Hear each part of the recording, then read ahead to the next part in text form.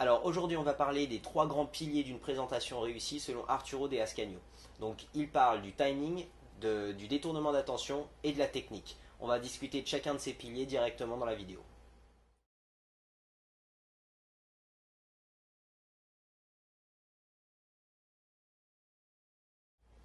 Alors le premier pilier c'est le timing. Donc penser au timing, c'est vraiment de trouver le meilleur moment pour exécuter une action en particulier. Donc par exemple, si l'action doit rester secrète, à quel moment ça serait plus judicieux pour moi de faire cette action pour qu'elle soit invisible. Par contre, si l'action en question doit être vue et comprise du spectateur, alors à quel moment il serait mieux pour moi de faire cette action pour qu'elle soit aussi claire que possible.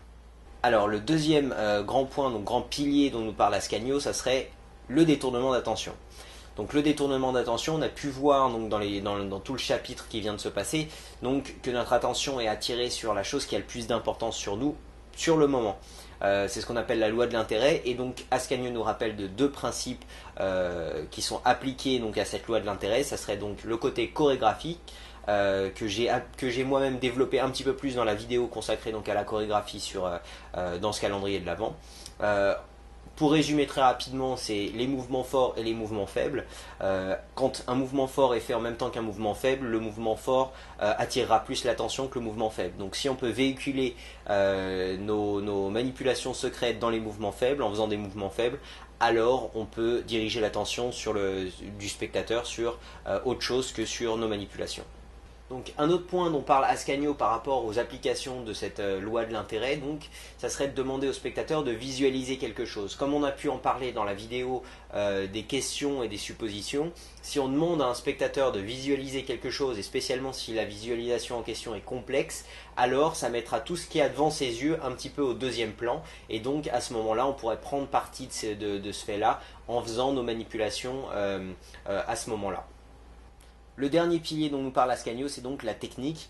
Il nous précise bien qu'elle doit être faite de façon extrêmement légère et sans précipitation, et que toute manipulation ne doit être ni tendue ni lourde. D'accord, le corps, s'il y a le corps, le bras ou la main qui se crispe, ça risque d'attirer l'attention de notre spectateur dessus. D'accord, donc c'est pour ça qu'on doit travailler un maximum les techniques pour fluidifier un maximum donc cette manipulation, pour que en fait la manipulation en elle-même ait l'air naturelle. Donc Arturo de Ascanio nous précise que chaque technique a un aspect plus ou moins gracieux en soi. Donc c'est un paramètre qu'on doit prendre en compte quand on choisit un petit peu les techniques qu'on va utiliser pour présenter un tel et tel tour. Si la technique qu'on choisit n'a pas l'air gracieuse en soi, c'est vrai qu'elle a plus tendance à attirer l'attention du spectateur plutôt qu'une technique complètement fluide et qui colle parfaitement à la présentation. Si vous souhaitez en savoir un petit peu plus sur le sujet, vous pouvez lire The Magic of Ascanio par Arturo de Ascanio. Je vous remercie d'avoir regardé cette vidéo, n'hésitez pas à commenter, aimer, partager la vidéo si vous l'avez aimée, et abonnez-vous sur YouTube pour être sûr de profiter du reste des vidéos du calendrier de l'Avent gratuitement. Je vous dis à demain.